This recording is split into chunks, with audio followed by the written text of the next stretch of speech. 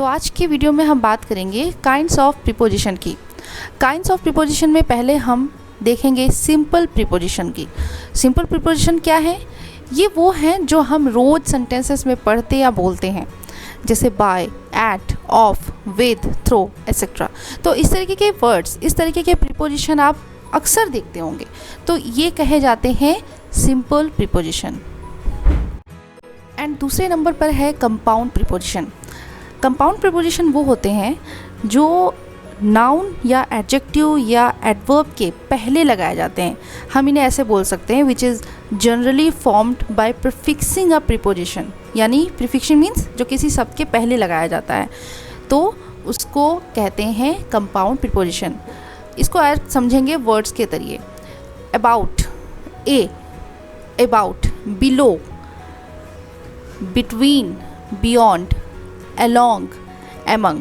तो ये जो ए है ये नो की तरह यूज़ होता है, एंड जो बी है वो बाय की तरह यूज़ होता है किसी वर्ड में, तो इनको मिला के बनता है कंपाउंड प्रीपोजिशन। नेक्स्ट है फ्रेज प्रीपोजिशन। तो फ्रेज क्या होता है इसके बारे में मैं अपने प्रीवियस वीडियो में बता चुकी हूँ। तो फ्रेज प्रीपोजिशन क्या होता है? जो एक ग्रुप ऑफ वर्ड्स होता है, कई सारे, एक या एक से ज़्यादा वर्ड्स, दो या तीन से वर्ड्स से ज़्यादा होते हैं, वो सिंगल प्रीपोजिशन की तरह ही काम करते हैं। Like along with, searching for, angry with, for the sake of, in spite of. तो आप ये देखेंगे कि ये जो अलोंग विद, अगर हम विद हटा देंगे तो ये सेंटेंस नहीं बनेगा। आप किसी भी सेंटेंस में जब हम अलोंग विद यूज़ करेंगे, जब अलोंग यूज़ करेंगे तो उसके साथ विद लगना ही लगना है। जब हम किसी सेंटेंस में सर्चिंग यूज़ करेंगे तो फॉर लगना ही लगना है। जब हम किसी सेंटेंस में एंग्री यूज़ करेंगे तो विद के बिना हम यूज़ नहीं कर सकते, वो सेंटेंस रॉन्ग होगा। फॉर द सेक ऑफ, अगर हम फॉर द सेक लिखेंगे तो ऑफ लगाना कंपलसरी है। In spite of, in spite हम अकेले नहीं लिख सकते, इन स्पाइट ऑफ। तो ये एक फ्रेज प्रीपोजिशन कहे जाते हैं जिनको हम एक साथ ही एक प्रीपोजिशन के रूप में सारे एक साथ ही काम करते हैं एक प्रीपोजिशन के तौर पर। अगर कुछ कन्फ्यूज़न है तो इसमें थोड़ा सा सेंटेंस में भी हम देख लेते हैं तो आपका कन्फ्यूज़न क्लियर हो जाएगा। The students went to the playground along with their teacher। अगर हम ये कहें the students went to the playground along their teacher, आपने कभी सुना है? नो, हम बिना विद के नहीं लिख सकते। तो along with, दोनों ये पूरे फ्रेज प्रीपोजिशन कहे जाएंगे क्योंकि ये दो वर्ड्स हैं और दोनों ही वर्ड्स एक प्रीपोजिशन की तरह काम कर रहे हैं। नेक्स्ट देखते हैं I am searching for my watch. अगर मैं ये लिखूँ I am searching my watch, so that was absolutely wrong, but I am searching for, तो for लगाना बहुत ही ज़रूरी है।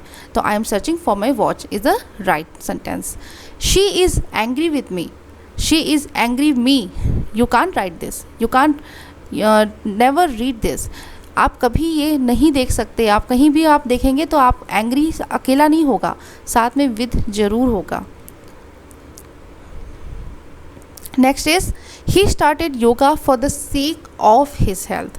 ओके, अगर हम ऑफ हटा दें तो ये सेंटेंस रॉन्ग होगा। तो फॉर द सेक ऑफ ये पूरा एक ही फ्रेज प्रीपोजिशन माना जाएगा। अगर हम ऑफ हटा देंगे तो ये फ्रेज प्रीपोजिशन नहीं कहा जाएगा और ना ही हम किसी को इसको हम सेंटेंस में यूज़ कर पाएंगे। Alright, so in spite of, इसमें भी वही चीज़ है, इन स्पाइट ऑफ, बिना ऑफ के हम नहीं लिख सकते। तो in spite of the pain in her leg she danced. Alright,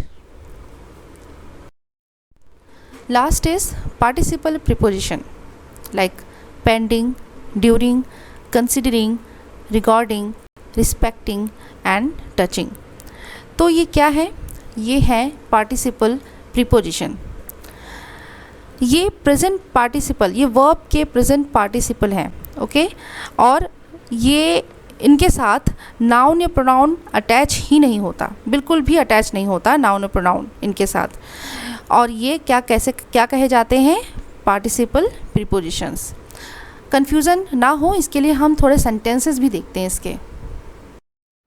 so here we are, The sentences of participle preposition. So, pending further orders, Mr. Singh will act as headmaster. Considering the quality, the price is too high. Respecting the plan you mention, I shall write to you hereafter. So these are the sentences of participle preposition.